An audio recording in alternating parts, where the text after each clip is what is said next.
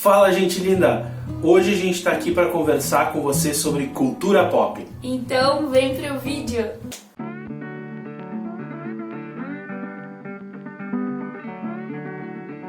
Bom, a primeira pergunta que a gente tem que se fazer é o que é cultura?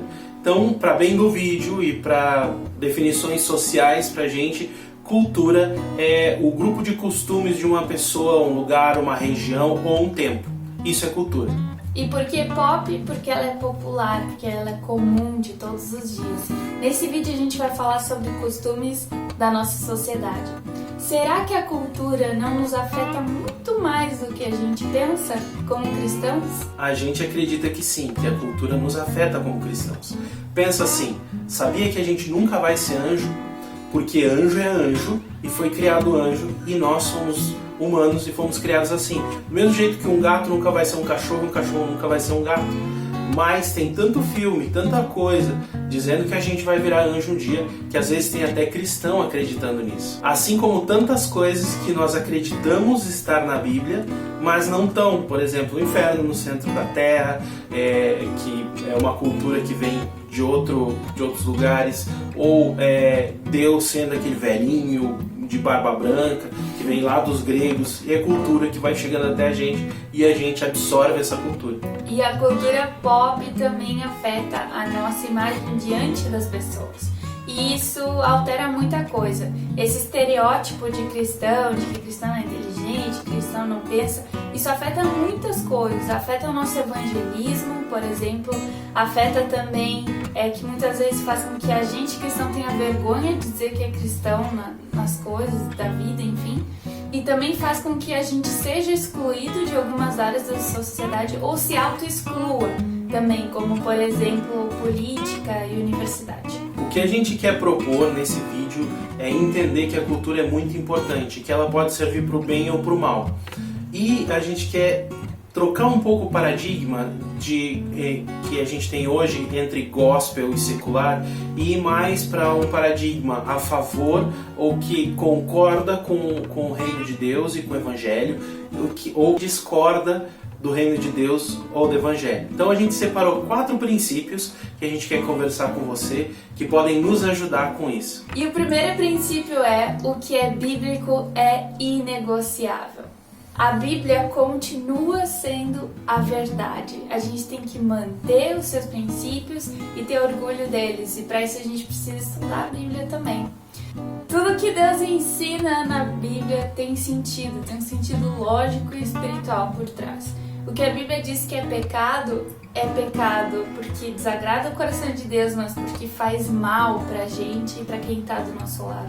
A hipocrisia faz mal, a mentira faz mal, o alcoolismo faz mal e tantas outras coisas.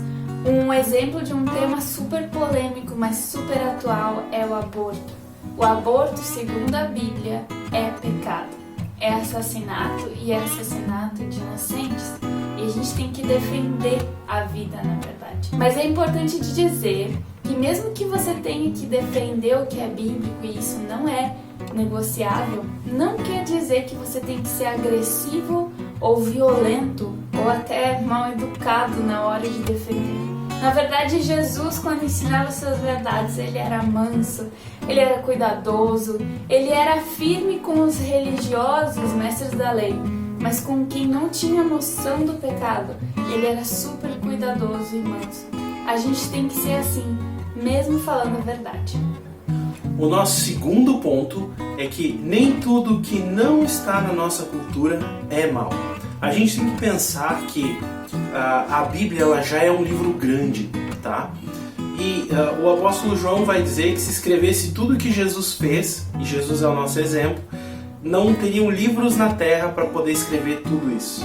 Então, como Deus sabia que ele precisava deixar um livro razoavelmente pequeno, ele se ateve a falar de coisas mais importantes, das coisas mais importantes. Não quer dizer que a Bíblia é incompleta, a Bíblia é completa, mas tem alguns assuntos que Deus fala e dá ênfase maior, porque ele achou isso mais importante.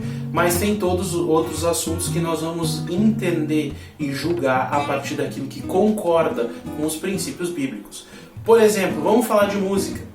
Música é uma coisa que é uma discussão que a gente tem hoje. E a gente discute muito se música gospel, música secular, pode ouvir, não pode ouvir. E a gente precisa quebrar isso. O que devia ser, na verdade, a régua para nós é: essa música, ela edifica ou ela não edifica? Essa música, ela fala de princípios bíblicos ou ela contraria esses princípios?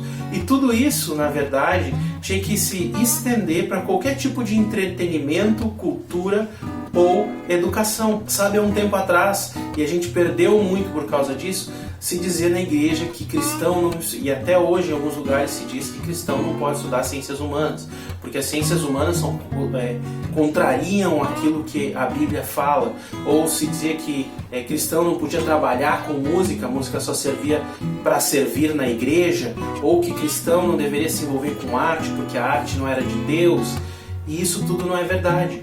Na verdade, a gente precisa se envolver com isso para gerar ciência humana, para gerar música e para gerar arte que seja arte cristã também, para gerar essa cultura. Vou dar meu exemplo.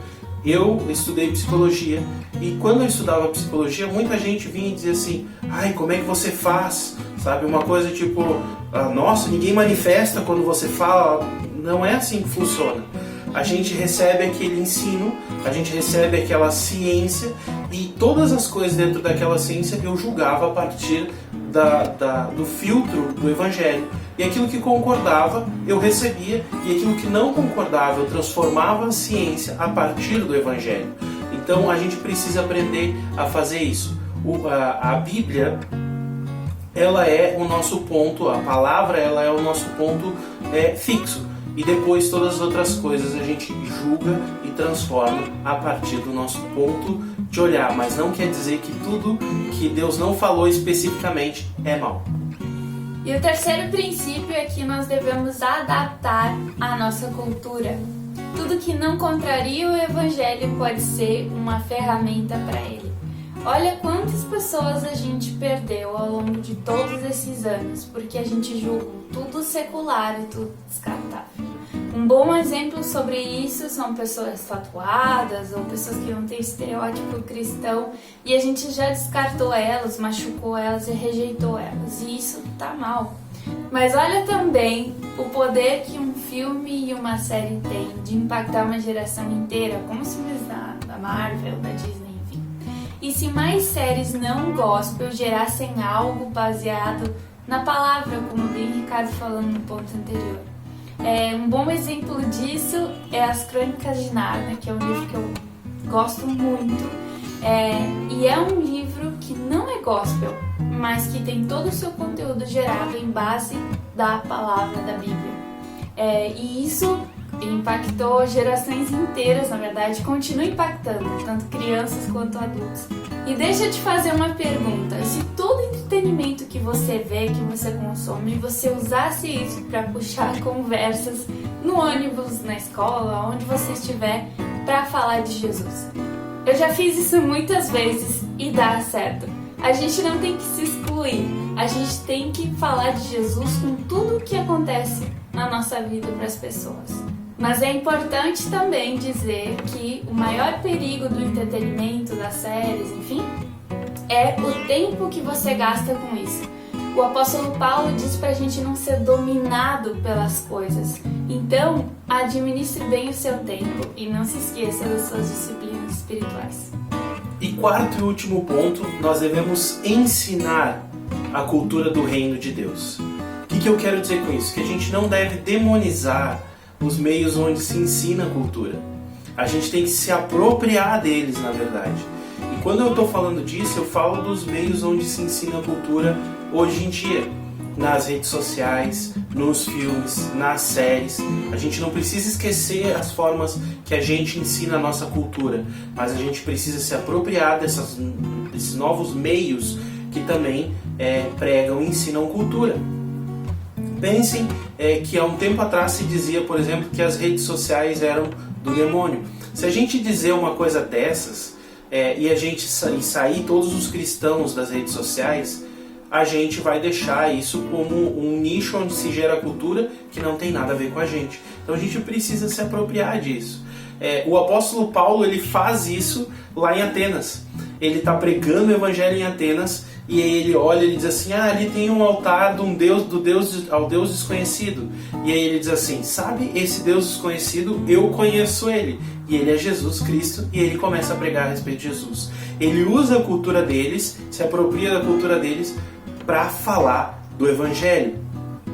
Então a gente precisa aprender a fazer isso também. Pensa nos filmes e nas séries. E se a gente consumisse os filmes e as séries de uma maneira a avaliar eles, falar da cultura cristã a respeito deles, será que as empresas que fazem isso não iam perceber que o povo cristão tem consumido e iam começar a fazer filmes que tenham mais a ver com a nossa cultura? Será que se a gente gerasse dentro das igrejas mais pessoas que trabalham nessas áreas e que se envolvem com essas áreas, também essas áreas não teriam mais pessoas para influenciar lá dentro? Eu vou dar um exemplo de como é importante influenciar na área que você trabalha com a cultura cristã. A Ana, ela trabalha com desenho gráfico, ela faz desenho digital e ela faz desenho manual também, desenho físico. E ela tem um canal no Instagram, que é o Ana Ilustra Jesus. Sigam ela lá. Ela tem o canal e ela faz ilustrações. Só que como a gente vive Deus o tempo todo, a maioria das ilustrações dela tem a ver com a vida cotidiana dela, que tem a ver com Deus. E ela fala de Jesus, então, de Deus nos desenhos dela. Só que ela se envolve com vários outros ilustradores em vários outros nichos da cultura. E essas pessoas acabam consumindo as ilustrações dela e gostando das ilustrações dela e junto com isso consumindo cultura do reino de Deus através disso. Então é exatamente isso que eu quero dizer com esse ponto. Nós precisamos nos apropriar dessas áreas de ensino de cultura para ensinar a cultura do reino também. O que a gente quer dizer com esse vídeo é que a cultura pop ela pode ser uma ferramenta pra gente ou ela pode ser uma inimiga. O que a gente precisa é de sabedoria para saber como usar ela como ferramenta para o reino de Deus. Então, pessoal, é isso que a gente queria dizer. Muito obrigado por assistir esse vídeo. Deixa um comentário aqui que a gente quer saber a sua opinião. Deixa um like e compartilhe esse vídeo para mais pessoas. Também não se esqueça de nos seguir nas redes sociais, que tem muito conteúdo lá para você. Então tá, tchau, tchau e até o próximo vídeo. Até!